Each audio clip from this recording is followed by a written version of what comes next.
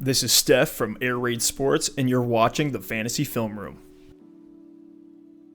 The Seattle Seahawks picked up Josh Gordon using their waiver priority after being released by the Patriots in Week 9. Many pro football fans are asking questions about what happens to rookie receiver DK Metcalf's role in the Seahawks offense, as Josh Gordon's skill set is extremely similar. Physically, they're almost identical, both 6'3" and a little under 230 pounds, each with 4.3 speed. Before Week 9, the rookie Metcalf was averaging 2.9 receptions per game with an average yards per catch of 17.5. This week, he had a great matchup against the 29th ranked Tampa Bay passing defense, which is why we told you on the podcast that Metcalf was a buy low, even coming off his highest fantasy finish at 16.3 points, putting up 2 touchdowns. This week, Metcalf eclipsed his previous high of 4 receptions and got some additional touches and designed plays he really hadn't gotten much of all season. In Week 9, DK caught 6 receptions on 9 targets from Russell Wilson with 123 yards and a touchdown. That's an impressive 20 yards per reception.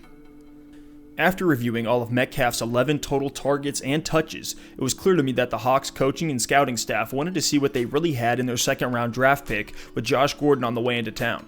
On top of this, the game script played well to Metcalf's favor, as this game became a high-scoring shootout and even went into overtime. Let's break it down. It was clear from Seattle's first offensive snap that they wanted to get Metcalf involved early. The Buccaneers are playing man coverage on Metcalf. The corner knows that he can get burned by Metcalf since he does have that 4.3 speed. Metcalf uses this to his advantage by faking a go route and turning around for a curl. Wilson's throw wasn't perfect, but Metcalf made the catch. On the first play of the Seahawks' second drive, Metcalf was targeted again. He didn't get much separation from his defender off the line of scrimmage, and the ball was batted down. On their next drive, he got his second rushing attempt of the season and picked up 7 yards.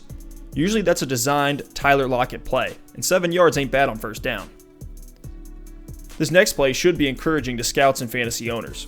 Russell Wilson passed from the shotgun to Metcalf on 3rd and 5. It was about a 15-yard attempt, but Metcalf was just barely out of bounds, and the pass was ruled incomplete. However, it was nice to see Russell Wilson look to Metcalf on 3rd and 5, and the catch wasn't half bad.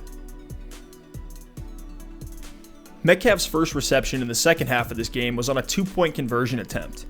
Metcalf runs a slant route, and Wilson breaks the pocket running the same direction. Metcalf makes a clean catch, and as we saw last week and later in this game, there's some trust starting to be built between Wilson and Metcalf in the end zone and in the red zone. As the third quarter is winding down, Metcalf makes another clean reception, running a shallow dig route with the defender playing some deep off coverage.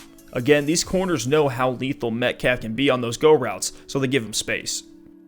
Now we're on the goal line with 8.5 minutes left in a tied ball game. Seattle needs a score. Metcalf runs a corner route, but the ball is thrown a little outside his reach, and the defender played pretty good coverage.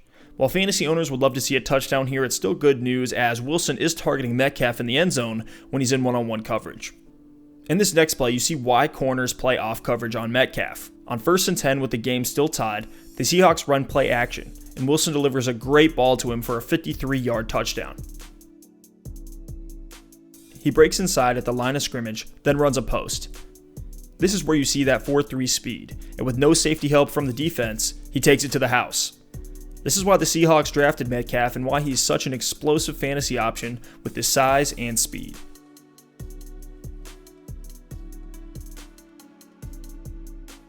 With the game still tied with 40 seconds left, Metcalf runs a drive route and earns some very nice yards after the catch.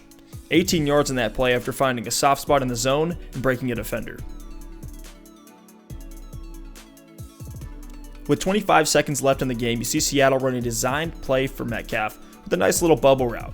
We haven't seen Metcalf run many, if at all, of these type of routes this season, so it's nice to see a new route in Metcalf's arsenal that the Seahawks are actually calling. And his final reception was the play that set Seattle up for the win in overtime.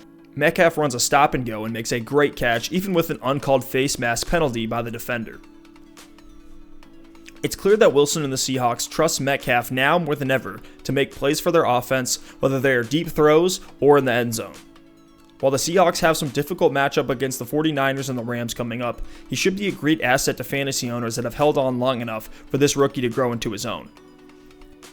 The biggest concern right now for Metcalf is the effect Josh Gordon will have on him, but Metcalf should remain the number 2 option in Seattle, with Lockett remaining at the number 1 and Gordon becoming a nice third weapon for Wilson. With Gordon's history of off-the-field issues and injuries this season, I would hold on to Metcalf in Dynasty and plug him into my wide receiver or flex spot for as long as Russell Wilson is playing at MVP level. DK has officially broken onto the pro scene and should be a part of the Seahawks' offensive future. Thanks for watching the Air Raid Sports Fantasy Film Room, and let us know in the comments who you guys would like to see me break down next. If you enjoyed this video, please like and subscribe.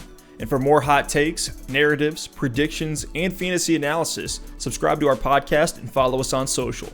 I'm Steph from Air Raid Sports, and I'll see you next time.